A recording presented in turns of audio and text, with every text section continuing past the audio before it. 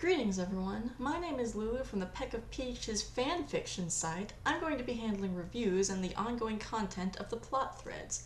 I've been here before and I know it gets very rocky at times, but I still really like the setting and I like the couple, so I'd like to stay. So if you haven't guessed already, we're going to be looking at some AI generated stories. I know how many followers you guys have, but don't put the linky thing in the RP post because it hurts the flow. Okay, so we're gonna disregard all of that. I just have the free version because I'm broke. It was a dark and stormy night. The wind roared like 1,000 angry gods. Snow flurries slammed into their faces. Fires leaped and crackled in the night. Even the hills had grown colder, their shadows lean and hungry. It was the perfect night for a madman. Despite all the threats and promises that came his way, the abbess still found him annoying. Not only was he a fool, but he smelled too much like the sunlight. What does sunlight smell like? The thick stench was almost always present at the far end of the hall, near the closet she kept them in. I need coffee. Let's try something totally different. It was a bright and sunny day. There was a trailer truck that pulled up to the front of the house. I saw the workers and walked outside to watch them unload. I was looking for my partner. I found him sitting in a lawn chair next to the boat that he had tied up in the middle of his driveway. What in the heck?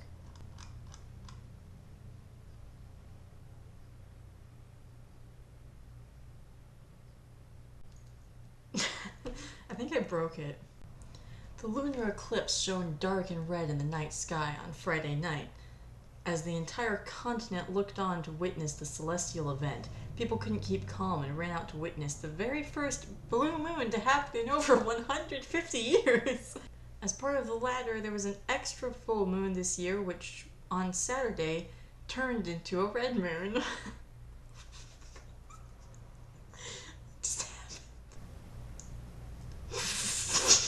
I scrolled mindlessly through Twitter. Cue Pepperdine student murdering 3 people, wounding 7. Okay, this sounds like something that would actually be talked about on Twitter, so I scrolled mindlessly through Tumblr. Then YouTube. Nothing was captivating me. I wondered when a good question would spark an idea. It felt like at least 15 minutes had gone by. Then another 20 minutes, and another 40, before it was time to take the final walk through the halls and staircases that I had known so well for years. Thanks for being an assistant principal for me, Doc. That was an awfully funny closing, in my opinion, and I really appreciated all the time you put in. I don't know what's happening. It was my 10th year as a YouTube creator, and I still had only 600 subscribers. Less than 10% of my... okay, I'm gonna try that again. Less than 10% of my viewers were subscribed, and I felt like a failure as a professional speaker, but not as a dad and as a problem solver. The 1 in 6 men who was made a widower or widower-to-be felt like a failure for having been unable to save his wife's life.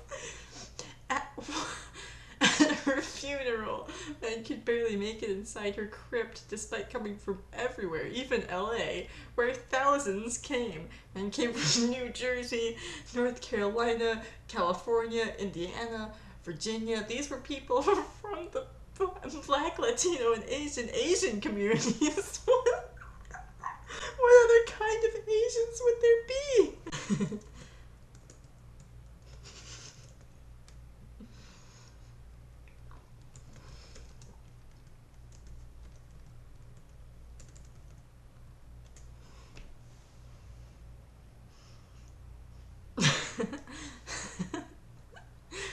I shouldn't be laughing this hard. This isn't that funny. I put salt.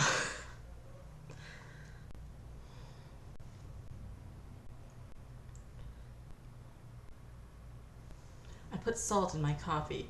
They were hard to pick up from the lake with regular shoes, but there they were, so that I wouldn't get stuck with some chauffeurs ice winging away when taking pictures at work, I covered my lens with cardboard so it wouldn't slip. Tucked my feet into boat shoes, and my toes were free. And my toes were free. I've had a cast on my foot for 6 weeks. Why is there so much detail about my feet?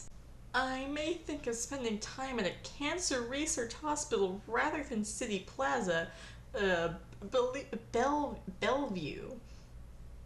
And to tell you the truth, I'm a tad discouraged that I can't. I eat the crust first on my sandwich. I'm the sauce because it is effing good on my pizza. You didn't believe me that it was my long-winded way of explaining why they eat crust first, did you? Bite me. Let me preface this with I like tomatoes, but not more than about 3 out of 4 olives. One exception, raisins. Today I was lunching with coworkers. No. Cringe. I'm ready to give this same restart the death stroke. It grinded me to a chomp. Giant cake. Here you go, it's fine. But now what happened? Is this just talking about sandwich ingredients? Why is there raisins? Why are there olives? Should I set up an OnlyFans for my feet pics? Would my viewers subscribe to it? I've been looking to connect and celebrate fan communities who enjoy me in public ways that others do not, by sharing foot photospheres. Should I set up an OnlyFans for my feet pics?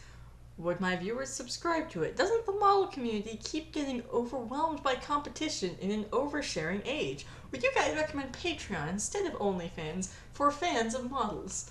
Oversharing draws us to extremes in both service and intent, for both making a good point and diluting an awful one.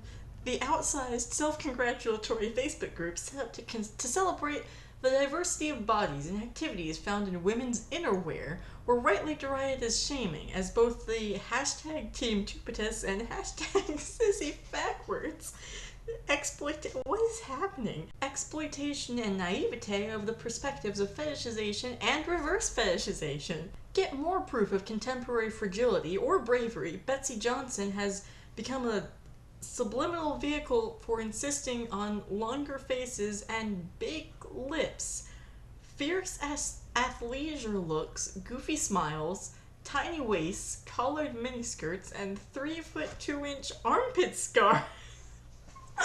What? How big are your armpit scars? In a collection targeted at an adolescent nerd audience. When I consulted our team to start this newsletter, one of the themes that came up time and time again was how liberated getting into the yearly hype cycle felt after many years spent on a highly prescribed diet. Surely the Kardashians, with another media hackneyed performance of HRT, especially Kardashian sisters, plus Best Defense alums KJ. This just went into like a whole think piece on internet culture that I wasn't prepared for, to be quite frank with you.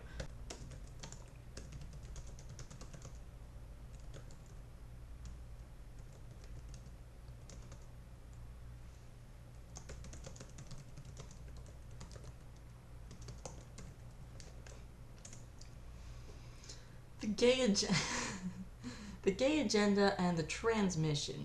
The gender plasma. Gay said there is a big man, that both men understand to deliver those precious breath waves of vegetable raisins. Oh boy. And very big Jews? World occultist frauds?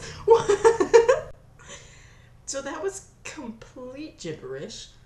I'm going to pull this down a little bit, if that's okay with you guys. What do you have to say about candles? Candles, like the hand-lit crystal ones at Daniel Bennett, came in all shapes and sizes, but traditional men's silver, long neck and wristbands, classic box with rope handles, oversized lanyards, remained popular with customers, as did leather pouches. Each evening, the shop would come alive with long lines stretching through the block and street outside. In her foreword to the Nix Cards and Bits book, Van Nostrand Reinhold, renowned designer Marc Jacobs noted as a personal okay, I don't know why it started talking about fashion and whatever this is, but I mean, I only gave it one word to work with, so.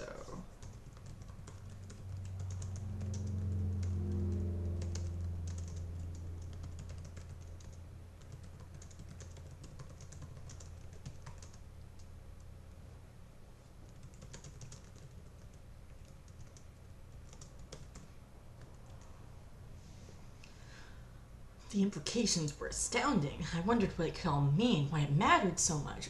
Of course, in elementary school, my brain would not have understood why. My job was to find facts. It was always one-sided, with my point dominating and answering any questions. Today, those personal qualities are useful for understanding as an adult what truly drives cultures and how things work. The question was very simple. What does our competitive system drive us to be? I think what gets confusing is understanding who needs who more. Capitalism is driven by competition and the seemingly endless expansion of new products, technology, and services to sell to everyone. Competition, to me, means taking out your rival as soon as possible to steal market share and crush their life savings. Okay. Anything worth anything must have life-changing and often devastating consequences. Yet with all the turmoil, competition has no real power, only a perceived ability to take control. Those who actually create a business are often far more willing to support diversity of people. This can be helpful. Okay, well, that was quite a think piece on capitalism. What about he who... Where's my mouse? There it is. He who is all brute strength and speed, the Gongoozler? He is a pure beast, slithering through the water unseen, only striking when your guard is down. He is a being of pure terror, a monster under the bed, a creature of nightmares. In this essay, I will focus on the nature of that which I like to call horror catch culture. Catching horror catch culture is a game of misdirection, psychological manipulation, and baiting.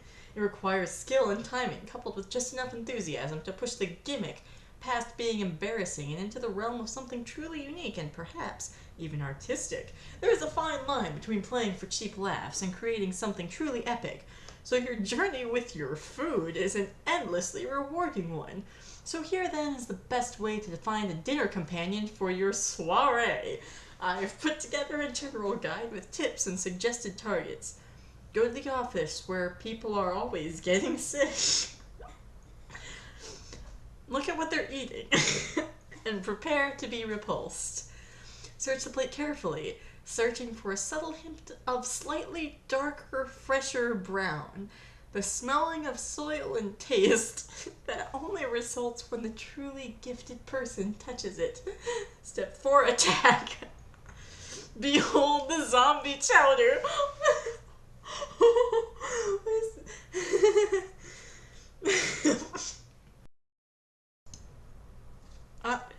I'm not gonna question it. Who am I to question such a thing? Did you know that eels only reproduce in the Bermuda Triangle? Do they hail from some other dimension that crosses over with ours at some point within that mysterious polygon of ocean? Do they send us memos with grammatical mistakes, telling us the subtext to their messages, so that by reading the entire document in English, only in this meaning, the relevance of the postmodern perspective is maximized, and any deeper comprehension that the cryptic message is revealed to be irrelevant can be sacrificed for more portentous revelations. Anyway, here is one that was sent to and replied to us by Carol Thor, Senior and Royal Arms Commission of P&G, Procter & Gamble. What did she write? She writes, "You can hear most lyrics even before reading the lyrics. They start out as the words. Alexander Greenwell. Do you hear the words as well as those lettering devices come into view, but you don't pay attention because of all the other things going on in the message? Do the words for you ever make sense? Would you read the poem A Modest Proposal or the nonsensically and profoundly frightening message after a text entitled A True Code from Dr. Nathan Hawthorne?" Yeah, this is definitely some conspiracy theory stuff.